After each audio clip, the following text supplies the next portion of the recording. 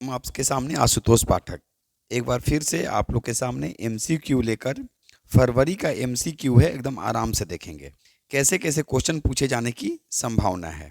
पहला क्वेश्चन है, अक्टूबर नवंबर 2023 में कितने राज्यों में विधानसभा चुनाव हुए? तो कुल 5 राज्यों में चुनाव हुए।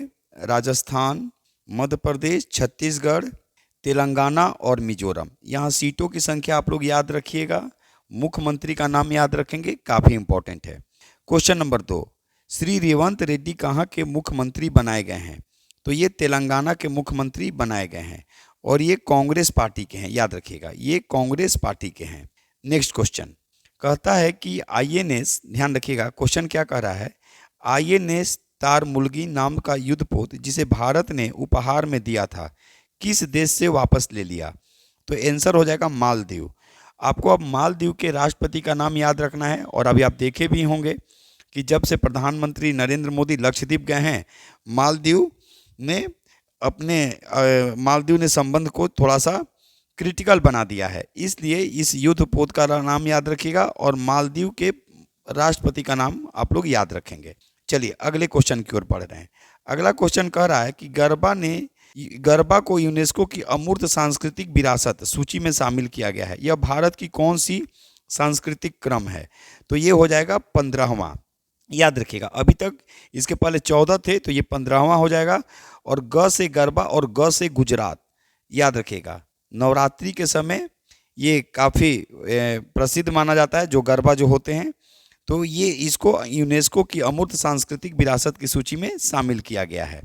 इस चीज़ को याद रखेगा। तो एक बार फिर से क्वेश्चन देख लेंगे, गरबा को यूनेस्को की अमूर्त सांस्कृतिक विरासत सूची में शामिल किया गया है, यह भारत की कौन सी सांस्कृतिक क्रम है? तो 15वां। नेक्स्ट क्वेश्चन, मेरा गांव मेरी धरोहर किस मंत्रालय द्वारा संबंधित है? तो ये सांस्कृतिक मंत्रालय के द्वारा संबंधित है। ये सब क्वेश्चन काफ़ी इंपॉर्टेंट है, आप लोग इसको इग्नोर नहीं करेंगे। क्वेश्चन नंबर 6 कहता है कि विश्व की 100 सर्वाधिक शक्तिशाली महिलाओं की फोर्ब्स सूची में, याद रखिएगा फोर्ब्स सूची में कितनी भारतीय महिलाएं शामिल हैं? तो ये 4, और ये चारों भारतीय महिला का नाम आपको याद रखना पड़ेगा, याद रखिएगा। क्वेश्चन नंबर 7, कोप 29 कहाँ प्रस्तावित है? देखिए काफ़ी इंपॉर्टेंट है आपके पास। देखिए ये कोप 27 का है, ये कोप 28 का है, और कोप 29 कहाँ प्रस्तावित है? तो ये याद रखिएगा कोप 29 जो प्रस्तावित है, ध्यान रखेंगे ये प्रस्तावित है अजरबैजान के बाकू में, अजरबैजान के बाकू में। क्वेश्चन नंबर 8, सब्जियों और फसलों के उत्पादन में, यानी फलों के हो जाएगा, फलों के उत्पादन में भारत का विश्व में स्थान कौन सा है? तो ये है दूसरा, जबकि केला, पपीता, भिंडी और नींबू में पहला है। फिर से मेरी बात को सुनेंगे, ये सब्जियों के उत्पादन में भारत का स्थान विश्व में दूसरा है, लेकिन केला, पपीता, नींबू, ये याद रखेंगे केला, पपीता, नींबू, इसमें भारत का स्थान जो है ये पहला है। चलिए आगे बढ़ रहे हैं। रहन सहन की लागत में पहला स्थान है, स्थान हो जाएगा, टाइपिंग में थोड़ा सा ये है स्थान है, तो इस चीज़ को याद रखिएगा। तो रहन सहन के मामलों में जो पहला जो स्थान जो है, याद रखिएगा ये संयुक्त रूप से ये सिंगापुर और ज्यूरिख है, यानी ऑप्शन सी, ए और बी दोनों। क्वेश्चन नंबर 10, ध्यान से मेरी बात को सुनेंगे। World association of investment promotion agency का 27वां विश्व निवेश सम्मेलन कहाँ संपन्न हुआ? तो ये नई दिल्ली में हुआ है, और ये भारत में पहली बार हुआ था, याद रखिएगा। अगर भारत में पूछेगा कि भारत में कौमी बार, तो ये भारत में पहली बार, और ऐसे ये 27वां था। नेक्स्ट क्वेश्चन, फिक्की के नए अध्यक्ष बनाए गए हैं, याद रखिएगा ये शुभ्रकांत पांडा के स्थान पर अनीश शाह, तो दोनों ऑप्शन हम दे दिए हैं।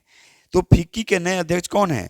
अनीश शाह, और उपाध्यक्ष अनंत गोयनका, ये उपाध्यक्ष हैं, ये उपाध्यक्ष इनको बनाया गया है, जबकि शुभ्रकांत पांडा इसके पहले अध्यक्ष थे। तो अगर आपसे 2023-24 की बात करेगा कि फिक्की के नए अध्यक्ष किसे बनाया गया, तो अनीश शाह को बनाया गया है।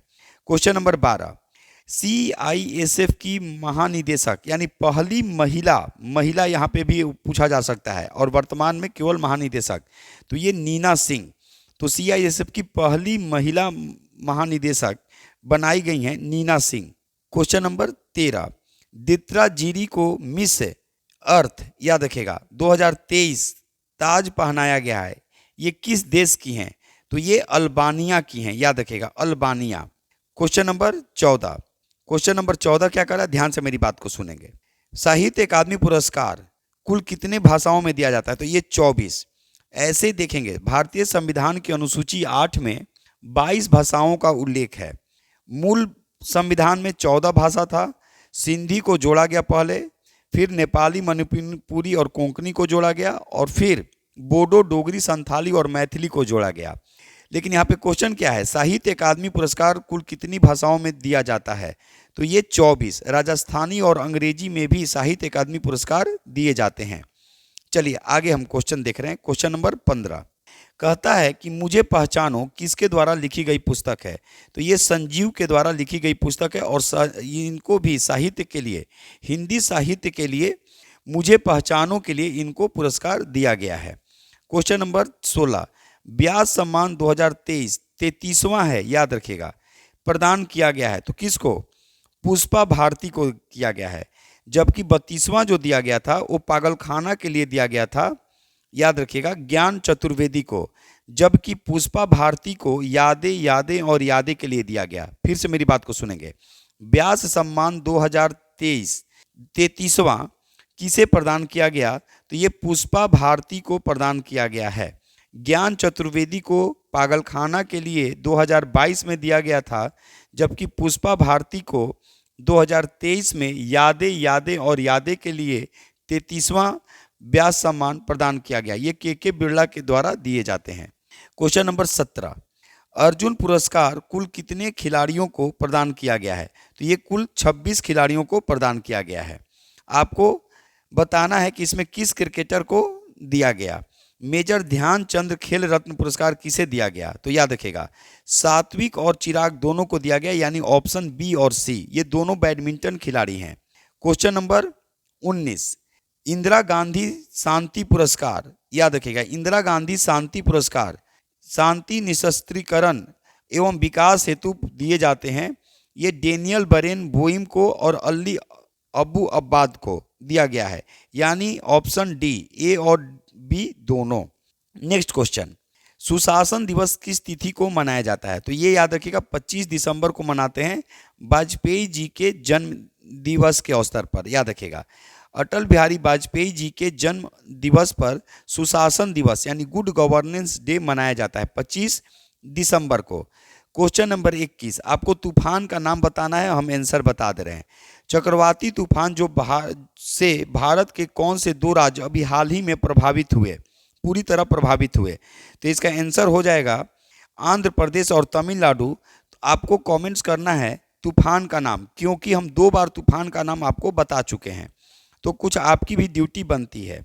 चलिए क्वेश्चन नंबर 22 याद रखिएगा, पहला पैरा खेलो इंडिया कहाँ संपन्न हुआ? तो ये नई दिल्ली में संपन्न हुआ। पहले स्थान पर कौन रहा? तो पहले स्थान पर, याद रखिएगा, पहले स्थान पर हरियाणा रहा। तो पहला पैरा खेलो इंडिया नई दिल्ली में संपन्न हुआ। क्वेश्चन नंबर 23 सविता पुनिया किस खेल की प्रसिद्ध खिलाड़ी हैं? तो ये hockey. Question number 24 Zoram people's movement किस राज्य की पार्टी है? तो अभी हाल ही में जोरम पीपुल्स मूवमेंट ने मिजोरम में अपनी सरकार बनाई, और मिजोरम के मुख्यमंत्री किसे बनाया गया ये भी आपको कमेंट्स करना है। हम 2 बार 3 बार रिपीट कर चुके हैं पीछे वाले वीडियो में। चलिए क्वेश्चन नंबर 25 और आज का अंतिम, महुआ मोत्री का संबंध किस क्षेत्र से है? तो ये राजनीति से है, और अभी आप जान ही रहे हैं, अब ये चर्चा में बनी हुई है।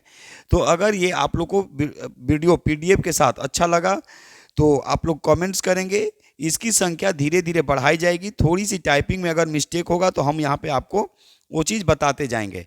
लेकिन एक बार फिर हम आप लोग से कहेंगे कि अगर वीडियो पसंद आ रहा है, अगर मेरी पढ़ाई आपको समझ में आ रही है, तो आप इसको शेयर करें, लाइक करें और लोगों के पास इसको भेजें, ताकि कोई भी इससे वंचित न रहे। हमारा एकमात्र उद्देश्य है कि एक दूर दराज के गांव में भी जो बच्चे बैठे हैं उनको बेस्ट से बेस्ट एजुकेशन दिया जाए। चलिए आज बस इतना ही, नमस्कार।